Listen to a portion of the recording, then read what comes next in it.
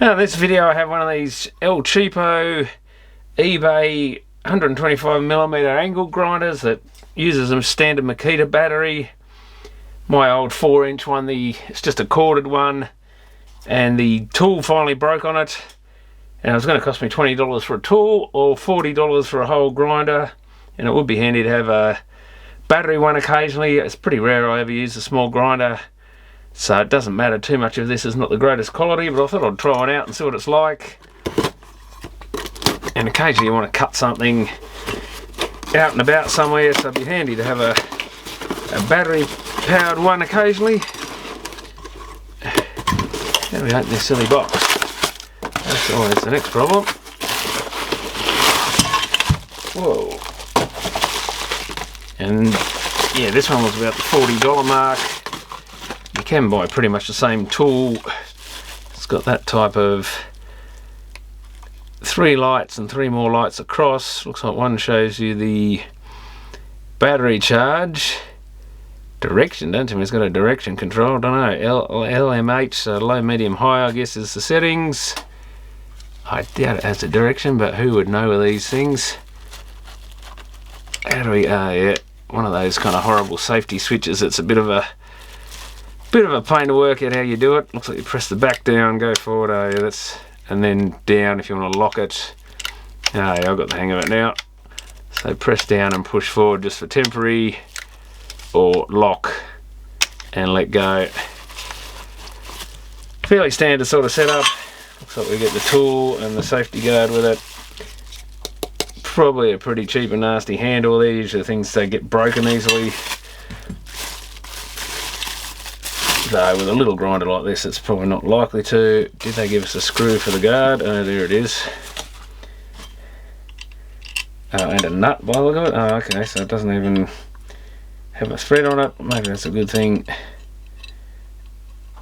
Take it, the nut goes on the side with that little bent piece. Should stop it turning. Doesn't look to be the best built, this thing. I can't even get the screw to line up. Unless I'm doing it the wrong way, though I don't think it should matter. Maybe you just got to push through a bit. It's kind of bendy and horrible, so that's pretty cheaply built. No surprises there. Oh yeah, look at this thing. Maybe it's bent in transit a bit, but probably got to take this tool off. Take this clamp off, I should say, with the tool.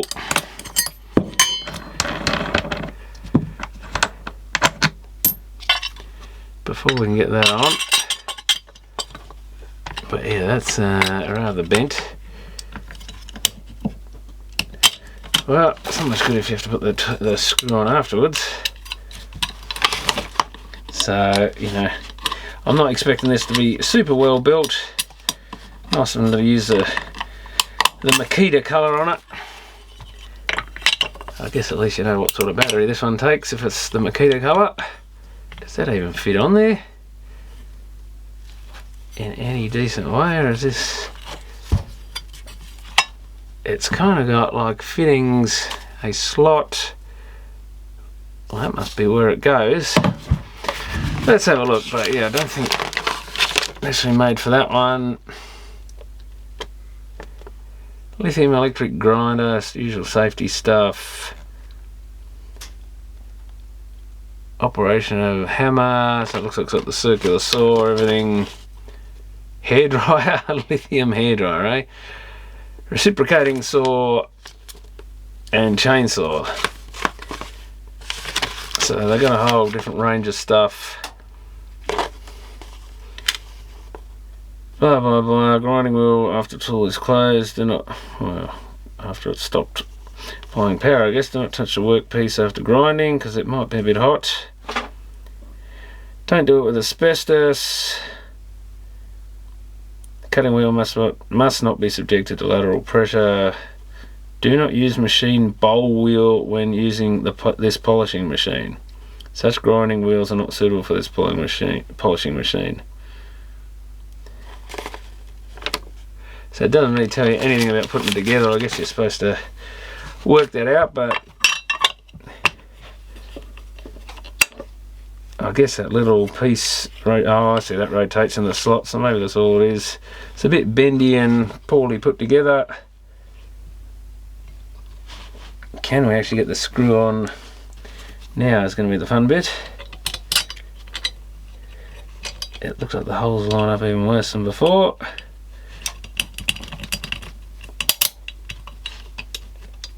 Yeah, not very good quality build for the guard.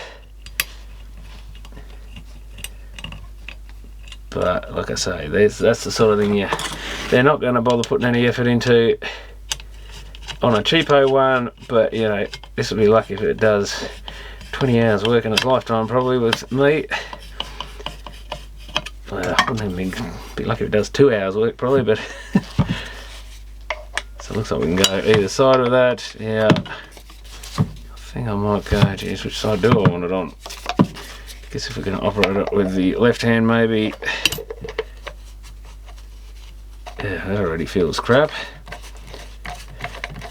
Bit of just a weird angle I think, which doesn't really line up with the handle, so that's pretty cheap and nasty.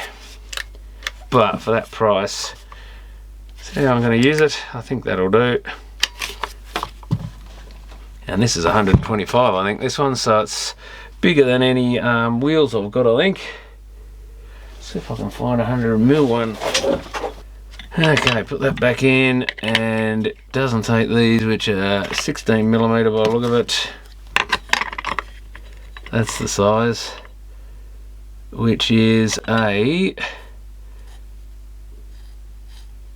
22.23 I think is the center, so that's one of those, that's kind of the standard for a lot of things I think.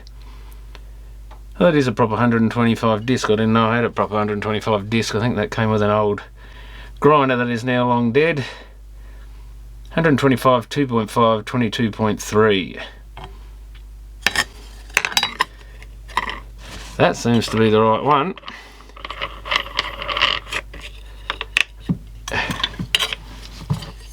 It's probably worth just tightening that up a little bit. This tool looks pretty flimsy as well. Well, that ain't a good sign. It's rotating. I think we're locked in now. So only 2 of these holes actually.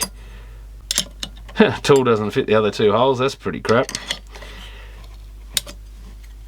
Because often you want to do it in a particular spot. Now I've got the problem with the guard is getting in the way, so I don't know why they got the holes differently spaced. Maybe so you can use some other tool. Oh, let's put a battery on it. See if a standard Makita fits, which it seems to do.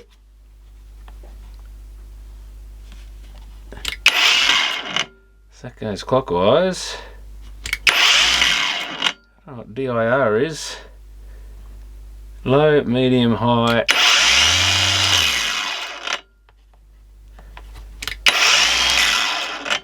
Low, medium, high. Yeah, that handle's not real nice, not a real nice tool to hold, but probably should do the job. Maybe I need to put that guard in a slightly different position, I think. Should really take the battery off, I guess, before I touch anything. That'll be good for cutting that way. I guess I can cut in on an angle like that. Oh, I might try cutting a bit of steel with it and see what it does. Well, I just cut into a bit of steel tubing, not particularly thick, and it seemed to do the job alright. So it'd be interesting to try it out and actually see if it lasts well. I won't be doing much with it, and generally I'll only be cutting sort of thin steel or something anyway, I would think. It's more for that sort of thing, cutting bits of fence and wire out of the way maybe or something, maybe even cutting off the odd star picket or something. When I can't get them out of the ground, it'd be handy to just chop some of them off rather than trying to break them off. So it might be good for that sort of thing. I might even try cutting a star picket with it, see if it's any good at that. Pretty sure I've got 1 or 2 around the place that could do with getting rid of. But it's not too bad to hold and everything. Don't overly like that position of the handle, but certainly not as nice as a proper Makita or something.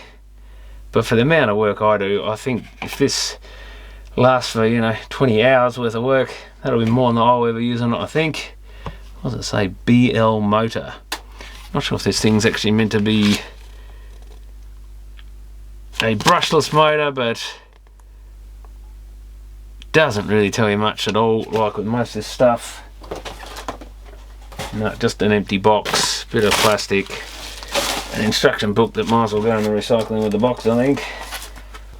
And I think they do have a bit of warranty on these though. With eBay warranty, you never know whether the seller will actually come through with it or even still be in business when you go for it. This was from Union Lucky Returns, which I think has been around for a while. I think I've bought stuff off them before, and I think they're actually an okay seller. And that was, I think these you can get them up to sort of $80 or more, and it's exactly the same tool from the look of it. It's got that, it just might have a branding on there, still got that BL motor thing, same thing here, same LEDs and stuff. And I think the other one, did that actually show the battery charge? Oh, is that?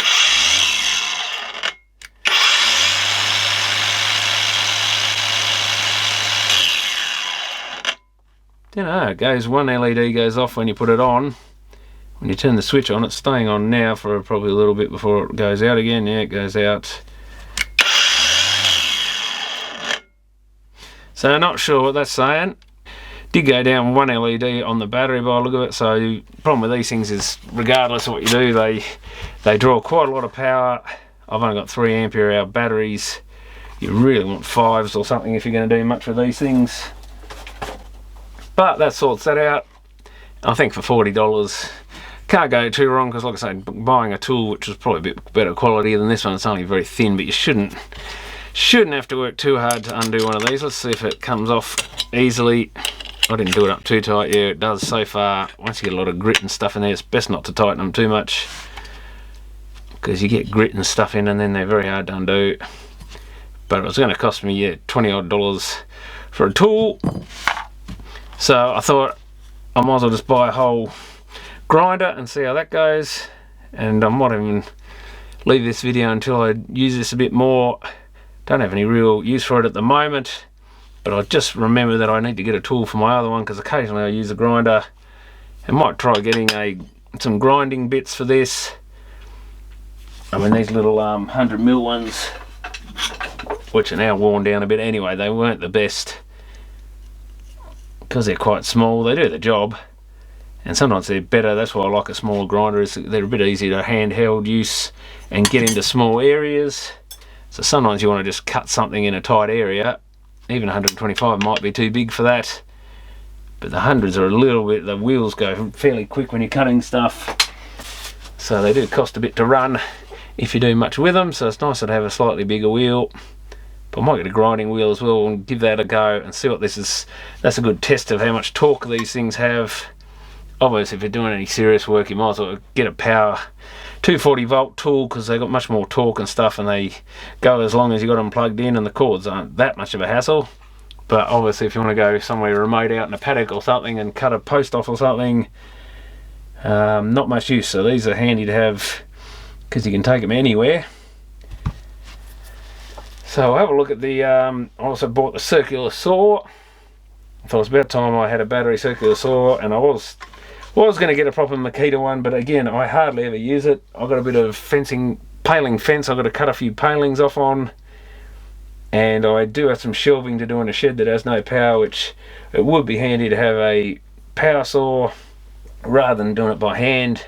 It's only pine, so it's not that hard, but it's always nice, and the odd bit of chipboard I've got to cut over there. Well, this definitely looks to be a no-name saw. White box with absolutely nothing written on it, not even what's in there. We've got a guide floating around in there. Oh, we've got a blade. Yeah, it came with a blade. Probably a very rubbish blade, but a blade nonetheless. Certainly looks like she's been bounced around a bit. Anything else in there? A bit of foam to chuck away.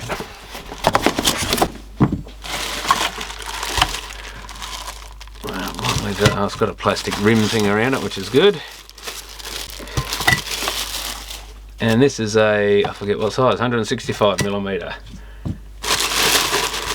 So you can get that for, I think this was around $80, this one. and you can get them in, I think, 150mm as well. It's not to have a slightly bigger one, but given it's a battery saw, it's probably not going to make a lot of difference. They don't have a lot of power, these things, but for doing small jobs they are quite handy, particularly when it's away from power somewhere. Is that bent or just poorly moulded?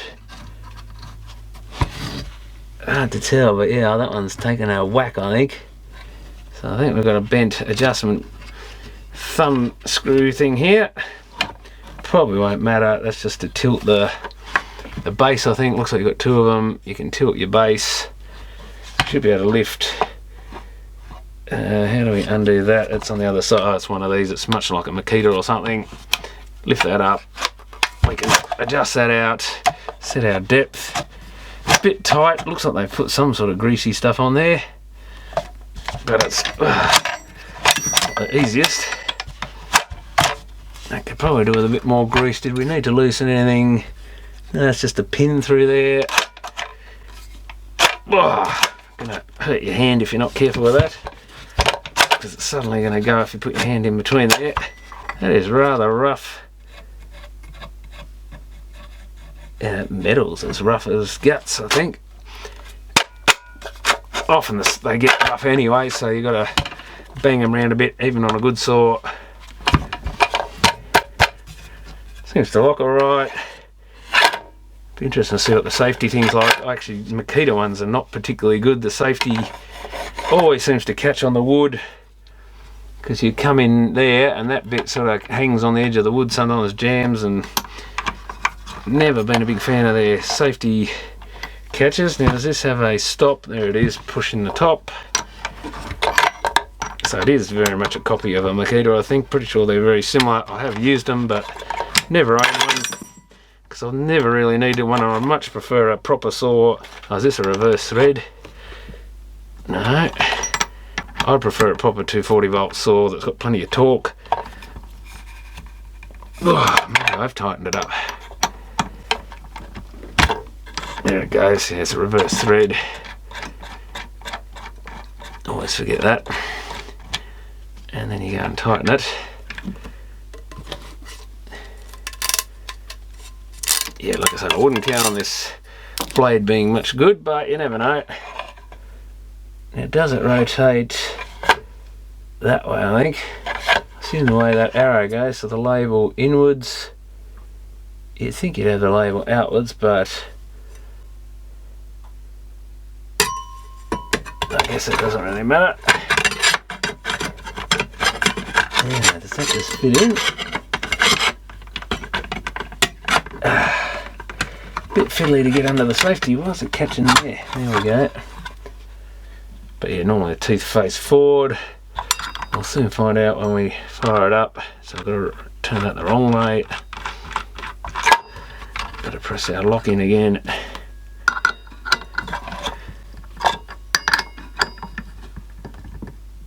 Yeah, I wish I'd put an arrow on these things to let you know, because otherwise I guarantee by the time you go to change the blade, you'll be doing it the wrong way. And we've got our guide. Let's just see if that works alright. It doesn't want to go in from that side, is it meant to? Should be able to go from either side normally.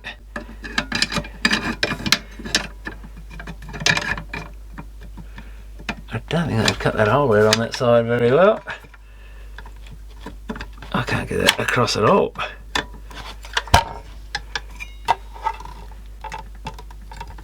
And this is why I hate cheap tools. That should come out the other side, but it doesn't seem to want to.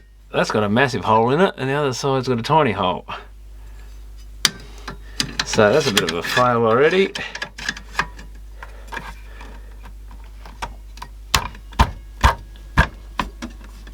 I don't think that's going to go through without filing it out. Maybe it's a good thing I bought that grinder off to cut that hole out a bit bigger, I think.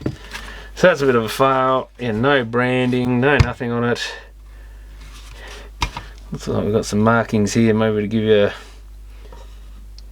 Is that what angle or depth? Oh, probably what depth. No. Because we're set to, well, we're set to that one, aren't we? 5. No, what are we set to? Where is the setting? I don't know where the marking is. What depth have we got there? Probably about 30 mil or something. The 30 is there. That's fixed to the saw, so I don't know where the marking is. No, don't know if that means anything. It says lithium on it. So we've got a safety switch, which is a good idea on these because they do get bumped around on the work site and stuff. You don't want to be flicking that, or if you're walking around with that and you trip over or something, you don't want to accidentally press it, so that's always a good feature. Press that down and it goes on. Oh, well, I guess we can fit our battery. One thing about this, and that's a tight one. I was going to say, these Makita batteries are pretty hopeless for being tight, and because these are old ones, they've had plenty of work. They are a little tight on this, but these new tools are a bit better. The Makita ones, it just tends to, plastic gets rough from grit and stuff, and then you have a hell of a lot of trouble. Certainly sounds nice. I think this is a brushless.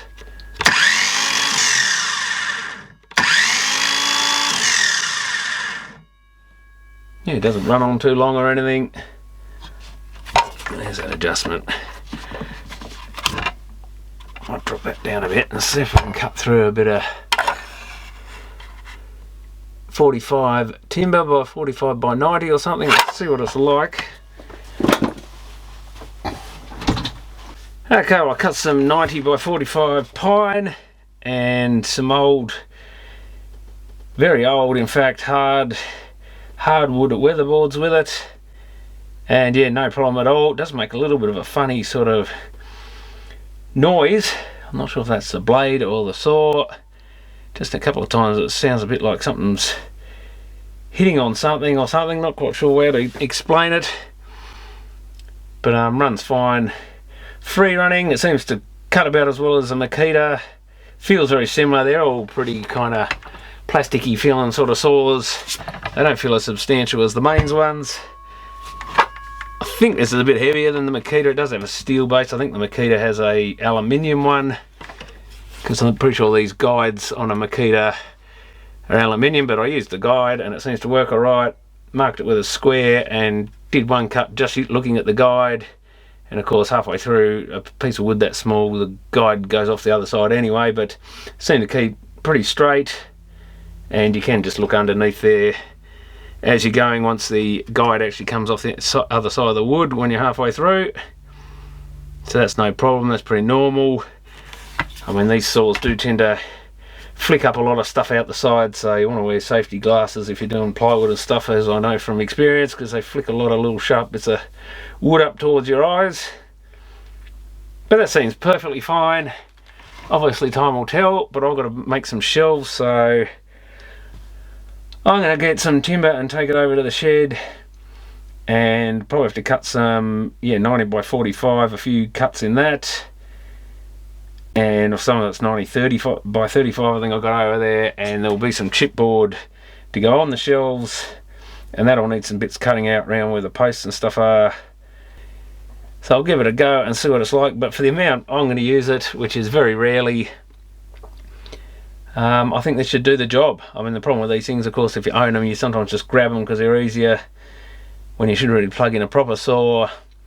But most of the time I'd much prefer to use a 240 volt saw, got much more power, and I've even still got I went recently, my old one died, so I bought a new hammer drill, 240 volt hammer drill, because it just, if you actually want to drill into concrete and stuff with a 10mm bit or something, much quicker.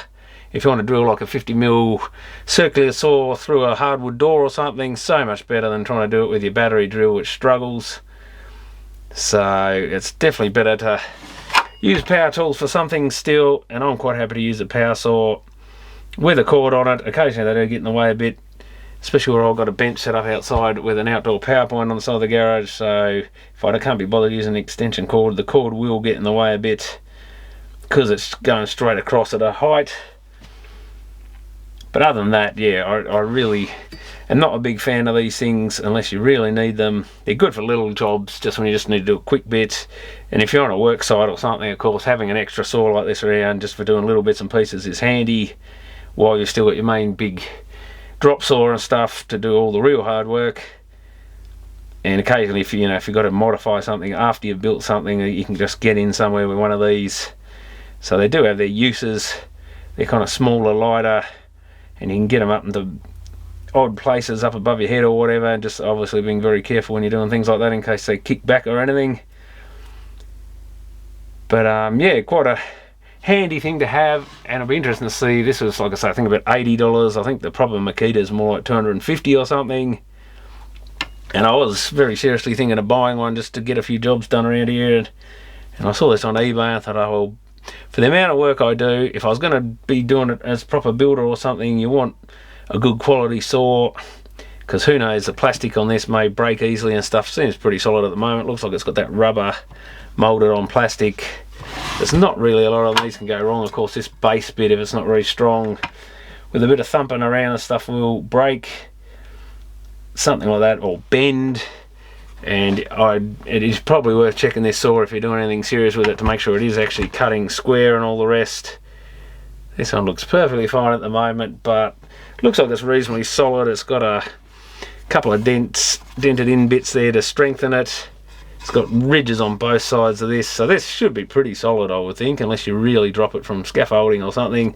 That is a pretty cheapo plastic cover, I think, so that's probably going to be the first thing to fail. Problem is, some of these saws, if something jams and flicks or whatever, flies and hits against one of these, it'll snap it easily. So it could have been worth checking to see whether you can actually get a replacement for those. I probably should have a look. It wouldn't hurt to actually probably buy a replacement to have it ready, because that's the sort of thing that tends to die on these. In this video, I'm going to be unboxing a couple more Makita accessories, non-original ones of course, since these things are not something I'm going to use very often. One of these is a Brad Nailer, and the other should be a little pump for pumping up tyres and stuff. This is the pump by the look of it. A little air compressor. And I think that was around $40 delivered or something. What have we got? Another something here. Or is it just a clamp? Alligator clip? I'm not sure what the hell we got there.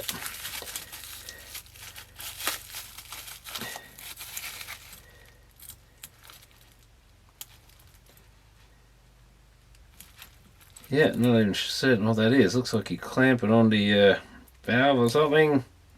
It's a valve itself looking thing.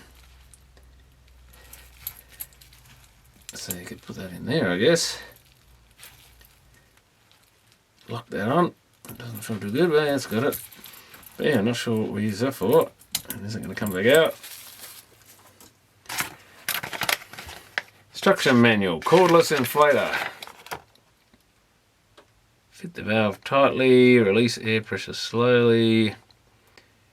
Do not inflate above maximum pressure that it's rated at, the thing you're inflating, or the output pressure of the tool.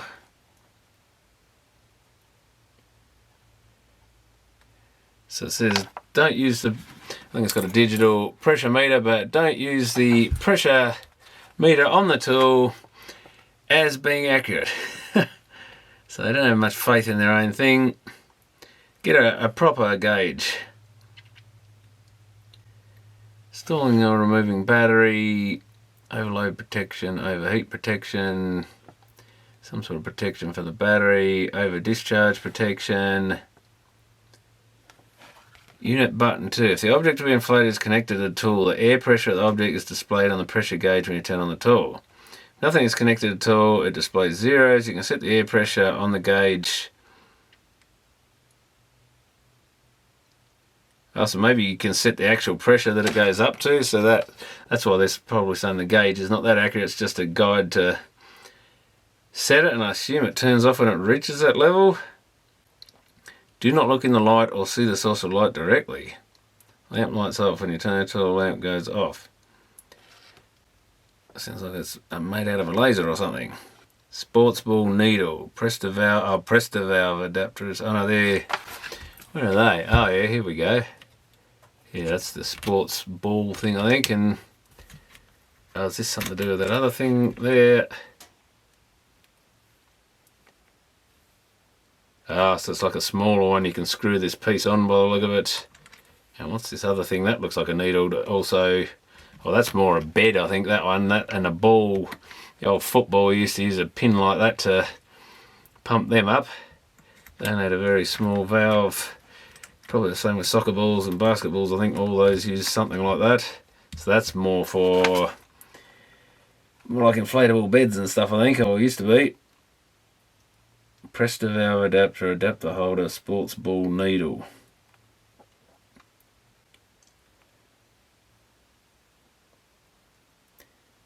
Maybe use caution. Always make sure to switch off before inspecting and repair. Don't use gasoline, benzene, thinner, alcohol or the likes. That must be for cleaning.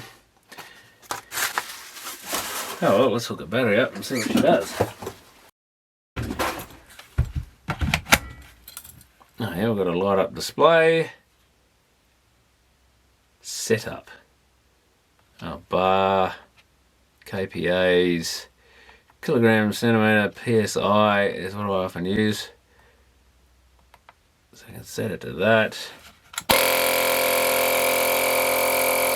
Yeah, it looks like it keeps running once you press the trigger. Oh well, I'm going to try that on the wheelbarrow or something, see what it does. Yeah, well, that seems to work well. I think it started about 30 PSI, dropped it down to 14 for the wheelbarrow, which is sort of what it's saying is it's rated pressure for whatever weight that its maximum thing is. And you just press the start button, it starts pumping up. You can hit the button at trigger again and it'll stop at whatever pressure it happens to be at. You can hit it again and it'll start again. So that's good. So if you decide you want to stop or not go as high as you originally set it, not a problem. And yeah, when it gets to the pressure, it basically just turns off. So that's a handy feature to have.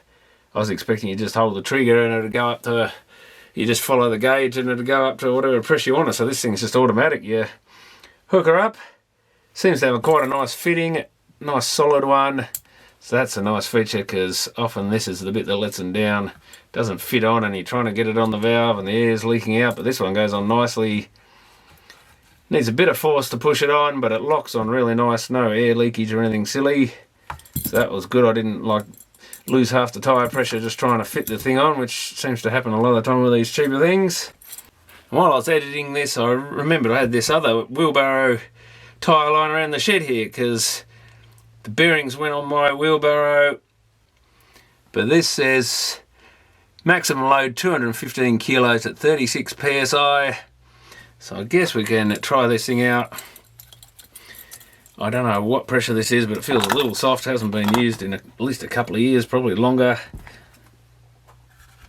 Let's flick this thing on.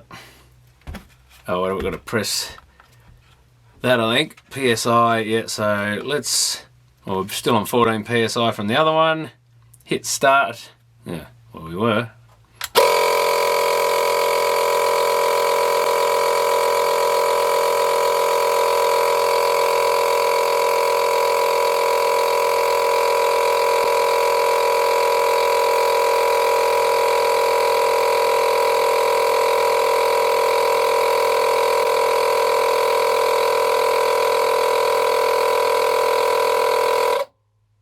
There you go, quite noisy little thing, of course, like all air compressors. So that was flatter than I thought. So that's up to 14 PSI, feels well and truly hard enough. I don't think that one's putting up the, what's the maximum, 36 PSI.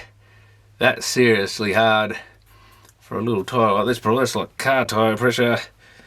That feels pretty solid, I think, for most wheelbarrow use. I don't like overdoing them. But yeah, reasonably quick to go from what it started at, about 3 or something. So it added a good 10 PSI to that. So it was a Vexo part. That's all it really says. No real model number or anything. But that's a handy little device, so I like the way that works. Very handy if you just want to pump up like your concrete mixer or a wheelbarrow or something without having to bring it to the normal stationary compressor, the sort of thing you'd use on a car. This you probably could use on a car if you wanted to, but it is, not the quickest thing on earth. It's only small. But for a car, much better to use a proper one that you just let it pump itself up, and then you've got plenty of tank there to top up all your car tyres. But just a general thing, we do have a little one of those pressure pumps down the local hall that needs the bladder inflating a bit, and I thought it'd also be handy for that, because no one wants to lug their compressor down there to do it, and it takes ages with a hand pump. So this should be good for just topping up that sort of thing when they've got the pressure bladder to sort of stop the pump cutting in and out all the time, as you do when you've got a building that uses the pump a lot. So the bladder keeps the pressure up instead of the pump having to turn on all the time. So that's a common thing in the Onga pumps and stuff. It's another place to use it, and it would just be handy to have around. I'd probably be lucky if I use it more than twice a year, which is why I just bought a little cheapo one. You can pay a bit more for brushless ones, but like I say, the amount I'm going to use it, I don't care if it's got brushes in it. I'm never going to wear them out in a lifetime, I don't think. So that's that one, and we'll have a look at this other thing. Yeah, it's quite a substantial looking thing. Comes in a bit of a carry case, I guess you could almost use it as storage case with all that foam. So even if you threw the box away, so that's quite good. I'll probably keep it in that. Comes with some staples. These only goes up to 30mm, that's the only problem with them. But I've got some 10mm skirting board I want to attach. So there's another 10mm through the plasterboard, and then 10mm into that. It's hardwood framing, so it'll stick in that pretty well. I think they gave you 500 or something of these. But yeah, nice heavy little box of those. So they slot in there. Yeah, that's how it comes out. I think you fit them. How do we fit them? Sit them in there or something and slot them back in? Or do we fit them in the other bit? Maybe they go in there, that might be the case. Probably sit them in there, slot it back up. It looks like it doesn't just push on easily. Oh, it's got a lockout by the look of it. Is that what that is? So it stops the trigger operating when you got it in the back of your car or whatever. Always a good idea. Yeah, 2mm brads, and you can get them shorter as well, I think, but maximum 30. There are other ones on there for a bit more that take a 32, but I thought 2mm, what am I going to do with that? But for some jobs it might be necessary. Let's have a look at it. At least we've got a fancy colour manual for this one, and it depends which model you got. I'm not sure what model I've actually got. Does it say what it is? Oh, F30, is that it? Or is that the type of brads? Oh, F30, that might be the model. AF30M. I don't know if it's got any other details. Most of these things never have. Whoever makes them isn't very proud of their work, because they never put their brand. They never even put a model number on it. All the usual silly warnings about have lighting on and don't use it in the dark while there's a typhoon happening and an earthquake. The usual stuff with the batteries, all unrelated, because you have your own charger for that, though. Maybe you could get, I don't recommend buying those fake Makita batteries off eBay, because I've seen them go up in smoke. Generally best to spend the money on the good ones from Makita, because at least you know they're not some dodgy lithium ion that's going to go up and possibly burn your tool in the middle of a job or something. Now this is talking about the battery pack, which again, it didn't come with one. This is a skin only. Whether it is fastened, press and hit with both hands during use. Wrong nailed method. Also they recommend pushing with both hands. Not sure you're going to get that much kickback on a 30, but maybe. It is always good to, at least if you push the tool down hard, it'll make sure the nails actually go in, like the full thing, because if you let it sort of kick back, you'll get the head sticking out and have to use a hammer to finish it off. And they don't like being hammered in much of those things, they're so thin. When the tool is not in use, do not press the switch all the time to prevent accidental contact of the tool send. The working time is significantly shortened after the battery is fully charged, indicating the battery is old and can replace.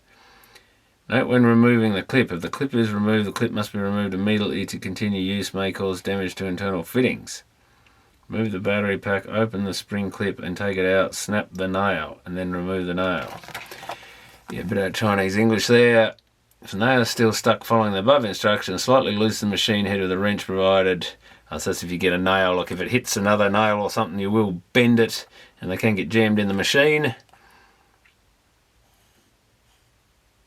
Fit the battery to shoot. If still no work, open the cartridge clip, take out the nail, shoot several times with an empty gun, then install nails and close the clip to work. Do not dispose of as household waste. Don't treat unnecessary materials as waste. Instead, recycle. Battery pack is built on the highest standards. Yeah, I believe that. Luckily, I didn't bother getting a battery pack with this. I got my beaten up old one. Now, we probably should load it first. Do we have to... There it goes. Quite a clunk in it.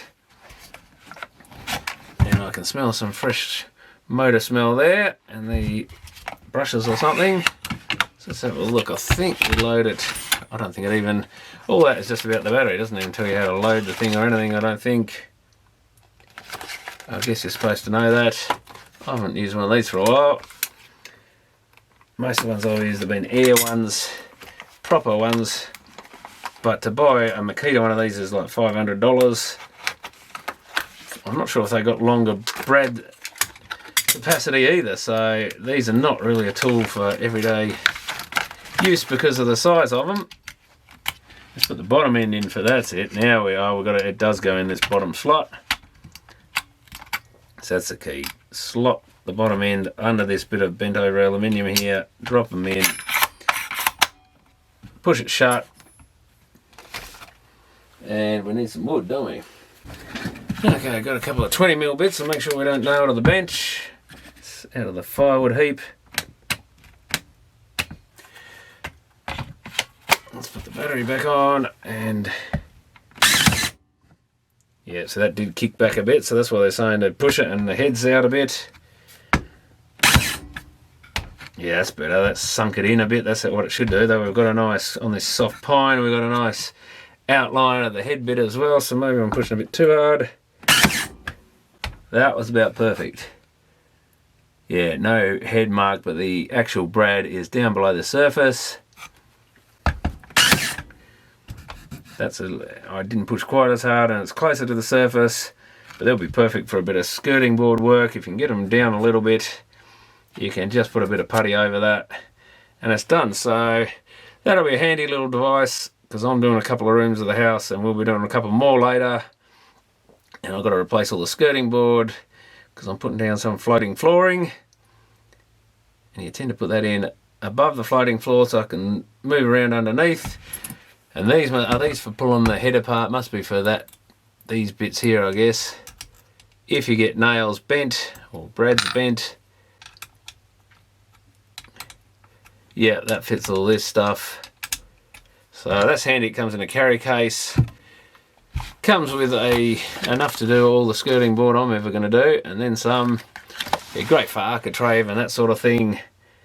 And it's nice to have something that's completely portable. Weighs a fair bit.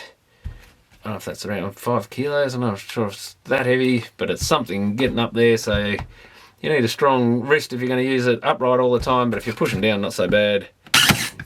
That's no problem at all. I'll be using it in sideways, or you can go upside down, of course, to do some skirting boards. Yeah, nice little tool by the look of it, so that'll be handy to have, even though I'll probably just use it for a couple of jobs. And in theory, I won't need it again, but of course, when you've got these sort of things and you just want to stick a few bits of wood together or something like that, you end up using them, even though you would have got by without one before. But much nicer than having to hammer each one in. I guess we could try it in a bit of hardwood and see how it goes. It shouldn't split it. It's kind of better for that sort of thing. The old Weller label, that was the remains of my old bench when I was a kid. It was actually my dad's bench, and then it was my bench, and then it was his again. And we finally got rid of it recently, so that would have been one of my, if not my first, Weller soldering iron label there. And yeah, that definitely needs pushing in. Yeah, beautiful. So that one's sticking out 2mm or something because I didn't press on it. because that's a lot harder. That's a bit of Tassie oak, stringy bark type stuff. Not sure if it is Tassie oak, but I reckon it is. Most of that sort of timber around here, assuming that bench was actually made locally, which I don't know for certain, but certainly looks like a bit of Tassie oak. And yeah, that's not going anywhere. Well, if you really pull on it. So they do come out. That's the only problem with them. If there's not a lot of them in there, they will come apart, but that can be useful sometimes too. But that was just going in a very soft radiator, pretty large grain stuff. So if you put a couple of bits of hardwood together, it'll be pretty good. I better bend them over. The first rule of the workplace is if you pull something apart and there's nails sticking up, bend them over, because you're guaranteed to either put it somewhere and tread on it, or the first thing you'll do is grab it and stick it through your hand. So never leave nails pointing out. And you can bang that little bit in. They tend to bend, so it's good if you push it up hard and get them fully in to start with. But yeah, I think I'll use the packing box it came in. Will be a good place to store that. And just here, remove the battery each time, because I'll be using that on my other tools. The drills are the ones that get used the most. So now I've got a set of 4 El Cheapo things. The circular saw and the grinder I've been using a bit, and they've been fine. For occasional use, absolutely fine. I don't think the blade on the circular saw was the best. It seems to be a bit on the blunt side and a bit noisy and stuff, but for the small amount of stuff I've used it for, it's been fine. And the grinders, I've tried it out on a bit of heavier duty stuff, and yeah, if you really overload it, something that a 240 volt one would handle, and you're really grinding on something or cutting something, more the grinding side, it will just cut off each time. But I think most of them, even the good ones, tend to do that. They certainly don't have the torque of a 240 volt one, and if you push them, they will cut off a lot sooner. Well, obviously a 240 volt one never really cuts off. It'll throw the tool across the room before it'll cut off if you do the wrong thing. But the battery ones tend to shut down fairly quick, go into sort of overload mode, and you've got to start them up again. So they're not as good, and probably these cheaper ones are even less good than a proper Makita. But again, like I say, for the small amount of stuff I do, it's fine. And you do find you often use the battery ones because they're lying around ready to go, and you use them where you probably wouldn't have before. But any serious work, like when I'm cutting up this old stuff for firewood or something, I'll use a proper 240 volt saw. But yeah, I'm happy with the purchases so far, so I'll give this thing a bit of a test run. But it feels like a decent, solid sort of tool. No doubt this plastic won't last as long if it gets dropped and so on.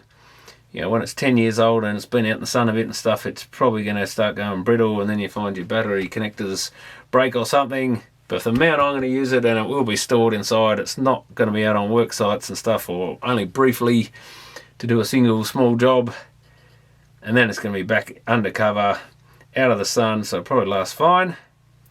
So that's my set of dodgy eBay fake Makita tools that sort of cost, well, I think it was around 100 for, maybe a little bit more, 120 or something I think for this. I think this was more around the $80 mark.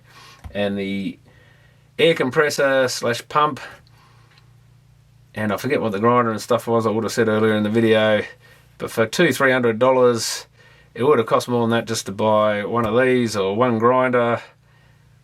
And I still recommend, if you're going to use them for daily or weekly or a lot for serious work, just buy the proper Makita stuff. Well worth it. It's usually good quality and can handle everything that you're going to throw at it, and will last for years and years and years, and won't let you down in the middle of a job somewhere. But if you're only like a handyman sort of thing, and you're going to use these occasionally, like this will get a bit of use, and then it will just be put away and be lucky if it sees a light of day again. But once you have one, you tend to use them a bit more than you think. And it's also a good way to like try out these tools too. If you just buy the cheap one, I've been known to do that before, buy the cheap version, try it out, find it's useful, find I use it a lot, and then I'm like, oh well, I'll buy a good one then. And you might just even give the old one away or something, or you use the hell out of it for a while until it's starting to look a bit rough, and then yeah, again, give it away, throw it away, and just buy a good one. So they can be good for just practicing and learning to use some of these tools and just getting used to them and see if you actually use them and they are useful, rather than having to spend like $500 up front for a skin. And it's great they make these aftermarket things to use your standard battery, so once you've got a few of these Makitas, you can add everything to them. Only thing I don't like about them is you can see this plastic is very worn and they get quite tight to get on and off. That's the only real failing. They probably need a bit of a lube or a bit of a polish up or something. Sand it off with some fine grit sandpaper and maybe try a bit of metal polish or something, and then maybe a bit of grease on there as well would help. But it's something you never seem to get around to doing because you're just using the tools and then putting them away. But anyway, that's my collection of dodgy stuff, so we'll see how they go, and thanks for watching.